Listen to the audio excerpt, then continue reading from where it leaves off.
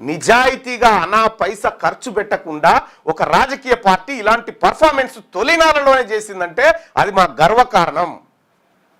అది మా గర్వకారణం. వందల వేల కోట్లు, ఒక అంచనా ప్రకారం 5,000 కోట్ల రూపాయలను ఎన్నికల కోసం రాజకీయ పార్టీలు ఖర్చు పెట్టినాయి. కేవలం మేము ప్రచారం చేసినాం, నిజాయితీగా ఓటర్లకు చెప్పినాం, మేము డబ్బులు మద్యం పంచము, మీకు సేవ చేస్తామని చెప్పినాం. ఆ రకంగా మమ్మల్ని నమ్మినటువంటి ఓటర్లు పుష్కలమైనటువంటి ఓట్లు మాకు ఇవ్వడం జరిగింది. మేము సంతోషంగా ఉన్నాం, మేము చాలా సంతోషంగా ఉన్నాం. ఈ ఎన్నికల ఫలితాలు తెలంగాణ రాజ్యాధికార పార్టీని సంతృప్తిపరిచినాయి. ఈ బీసీ ఉద్యమానికి కొత్త ఊపు ఇచ్చినాయి. ఈ ఊపుతోటి మరింత ముందుకు పోతాం, మరింత శక్తివంతంగా ప్రజల్లోకి వెళ్తాం.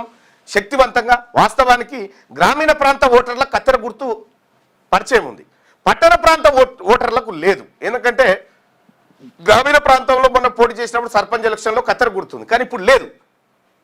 ఇక్కడ కత్తెర గుర్తు తొలిసారిగా పట్టణ ప్రాంత ఓటర్ల దగ్గరకు వచ్చింది.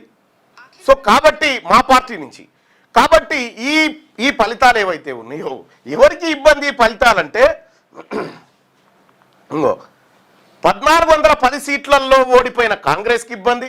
ఎందుకంటే 2 సంవత్సరాల పాటు అధికారంలో ఉండి కనీసం క్లీన్ స్విప్ అంటే ఏంది? ఇంకా చాలా కాంగ్రెస్ క్లీన్ స్విప్ అని రాసు, క్లీన్ స్విప్ కాదు ఇది. క్లీన్ స్విప్ అంటే 10కి 10 గెలిస్తే క్లీన్ స్విప్ అంటారు. ఈడ 2948 స్థానాల్లో 1410 స్థానాలు ఓడిపోయిన కాంగ్రెస్ పార్టీ క్లీన్ స్విప్ ఎట్లయితే ఆత్మ పరిశీలన చేసుకోవాలి కదా.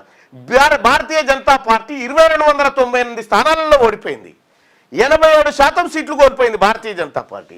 బీఆర్ఎస్ పార్టీ 2099 సీట్లలో 72% సీట్లు. ఈ ఉద్దండ పార్టీలు ఆత్మ పరిశీలన చేసుకోవాలి. మేము కొత్తగా 0 నుంచి స్టార్ట్ అయినటువంటి పార్టీ మాది. 0 ఓటు నుంచి స్టార్ట్ అయ్యి మేము ఇలా 28 స్థానాలు డిస్టర్బెన్స్ చేసే కాడికి వచ్చినాం.